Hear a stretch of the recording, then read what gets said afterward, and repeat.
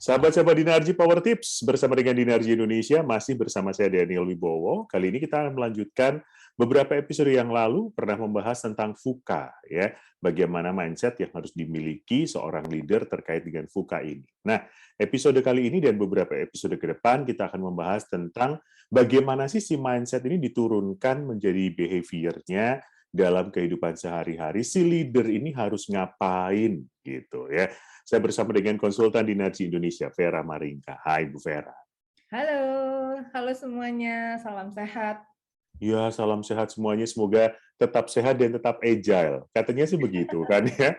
Yang sering muncul akhir-akhir ini tuh agile leadership gitu. Kalau kita kaitkan dengan VUCA, Bu Vera, seperti apa sih sebenarnya? Kaitannya ya memang agile itu kan sebetulnya ada karena VUCA gitu ya. Nah, VUCA itu kalau kita tahu, everybody udah inilah ya tahu VUCA ya. VUCA itu kan V-nya volatility, di mana unpredictable, gitu ya, semuanya unpredictable. Lalu uncertainty itu unclear future, jadi kedepannya kita nggak tahu ada apa. Ya, complexity itu banyak sekali faktor-faktor yang interrelated, makanya kompleks. Lalu ambiguity itu kita tidak punya clarity, kejelasan terhadap situasi yang sedang terjadi. Ini gini apa gitu sih? Gitu, bingung. Ya, itulah VUCA. Nah, jadi kalau kita rumuskan tuh VUCA itu sebenarnya sebuah situasi di mana perubahan yang tidak bisa diduga itu berubah secara konstan. Oh, ada konstannya. Ya, terjadi secara konstan. Ya, jadi perubahan yang tidak bisa diduga terjadi secara konstan, terus-menerus. Ya. Sehingga ini menjadi, karena terus-menerus konstan, menjadi new normal. Iya. Gitu kan? Itu yang terjadi saat ini. Gitu. Nah, itulah VUCA. Nah, kaitannya apa sih dengan agile, dengan being agile?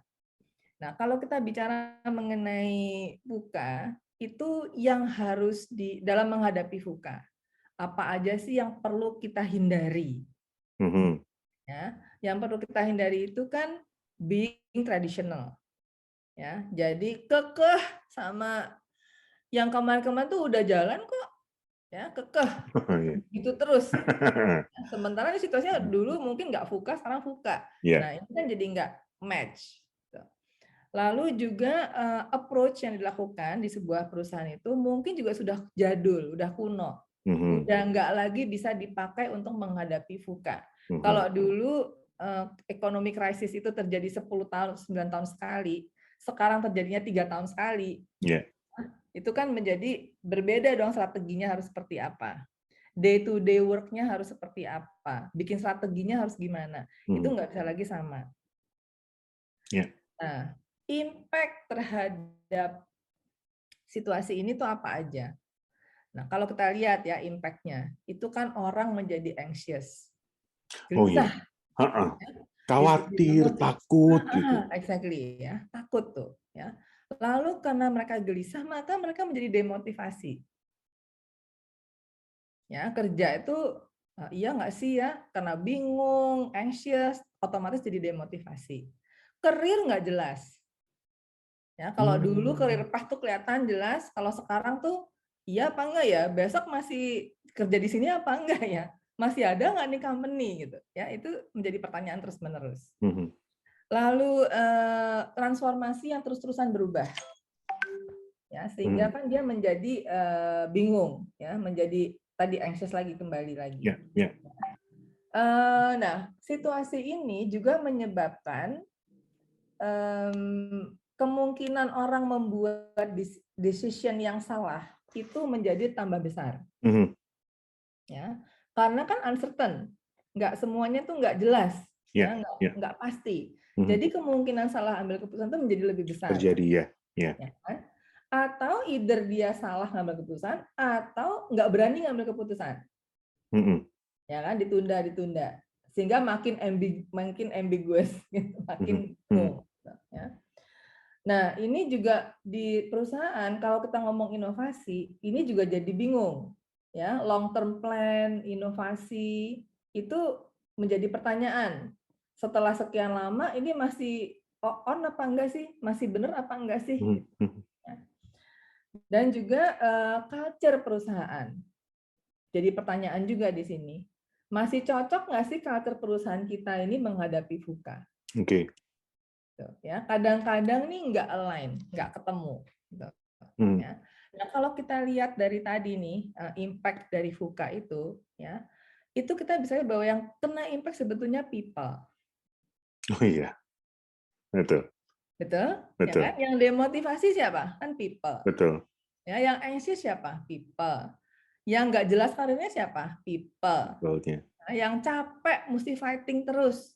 Semuanya itu Betul juga, people. ya, Ya. Nah, kita sebagai leader, yang kita leading itu yang kita pimpin itu siapa? Kan people. people. Ya. Mhm. Nah, jadi kita itu sebagai leaders harus bisa agile menghadapi atau memimpin situasi yang seperti ini. Oke. Tuh, nah, itulah kenapa penting Mhm. ya menjadi seorang pemimpin yang agile dalam menghadapi situasi yang tadi itu VUCA. VUCA. Mm-mm. Oke. Seperti apa aja akan kita bahas di episode selanjutnya si Agile Leader ini. Yang saya tertarik adalah sebagai orang yang sudah terjun secara profesional sekian lama, Bu Vera. Si Agile Leadership ini sebenarnya baru muncul sekarang atau dari dulu sudah ada sih? Sebetulnya sih mungkin makin ke sini makin jelas ya. Mhm, Ya, kalau kita ngomong 20 tahun yang lalu atau 30 tahun yang lalu zamannya bapak saya lah, mhm, itu mhm. mungkin belum ada agile karena semuanya belum VUCA. Ya, belum Oke. terlalu VUCA. Ya, Mhm, jadi structured, semuanya serba structured. Gitu. Makin ke sini, makin ke sini, makin ke sini, makin VUCA-nya tuh makin. mhm, Jadi VUCA tuh mhm, juga bukan baru terjadi sekarang sih, cuman mhm, sekarang mhm, tuh makin cycle-nya makin cepat gitu. mhm, Nah, itu menjadi kesepertinya baru ada sekarang. Jadi orang tuh baru populer sekarang. ya, ya. Apakah itu Gitu. berarti si leader sekarang tantangannya jauh lebih besar? Ya beda tantangannya. Saya yakin zaman dulu pun pasti tantangannya banyak.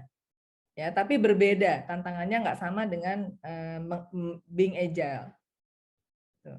Karena kita tuh mesti lihat bahwa memang harus hati-hati ya. Ya beberapa contoh lah. Mhm, Kodak, ya mhm, kan?